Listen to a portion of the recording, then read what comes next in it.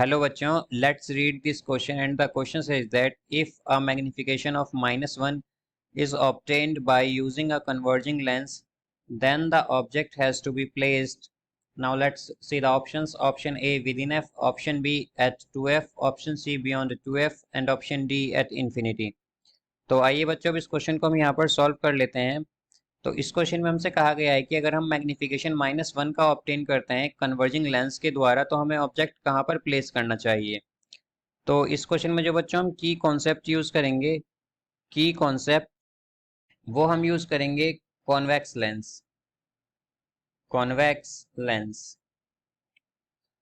अब जैसा कि बच्चों हमें यहाँ पर गिवन है कि मैग्नीफिकेशन है हमारा, यहाँ पर मैग्नीफिकेशन को हम m से डिनोट करेंगे यहाँ पर, और वो है हमारे इक्वल -1 के। अब बच्चों यहाँ पर जो -1 है बेसिकली ये शो कर रहा है कि जो हमारा, अगर हम देखें कि मैग्नीफिकेशन क्या होता है, बेसिकली वो इक्वल होता है v/u के। और यहाँ पर हमें मैग्नीफिकेशन क्या गिवन है, -1। तो इसका क्या मतलब हुआ बच्चों, इसका मतलब ये हुआ कि v जो है, u जो है वो -v के इक्वल है।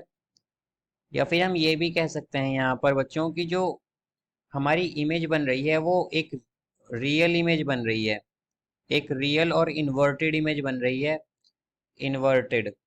और बच्चों यहाँ पर u v के इक्वल है, तो इसका क्या मतलब हुआ कि जो इमेज है वो सेम साइज की है ऑब्जेक्ट के, सेम साइज है हमारी इमेज का ऑब्जेक्ट के जितना ही।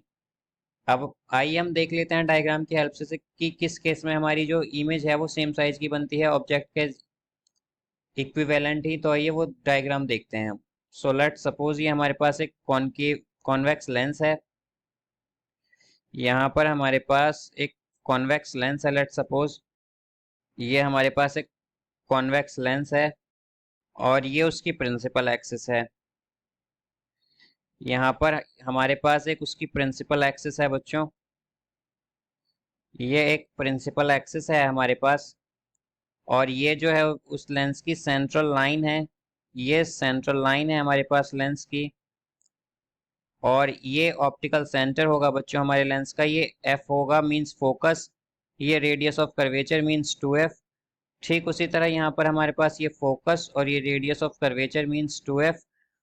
और जब बच्चों हम किसी भी ऑब्जेक्ट को एट 2f रखते हैं मींस रेडियस ऑफ कर्वेचर पर रखते हैं, तो क्या होता है, एक रे ऑफ लाइट इस तरह से प्रिंसिपल एक्सिस से पैरेलल जाती है और वो रे ऑफ लाइट पास करती है फोकस से, फोकस से पास करती है। और एक दूसरी रे ऑफ लाइट जाती है बच्चों ऑप्टिकल सेंटर से, और ये दोनों रेज जाकर 2f पर मिल जाती हैं बच्चों। यहाँ पर हम देख सकते हैं ये कहाँ पर मीट करती हैं रे ऑफ लाइट, ये दोनों ये 2f पर मीट करती हैं यहाँ पर।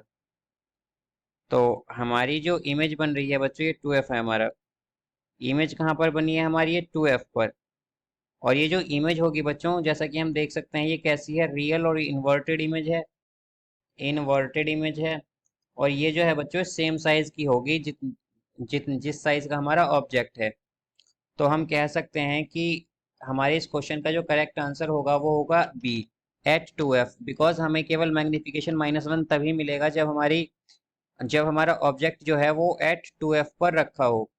सो I hope you understood it well. Best of luck.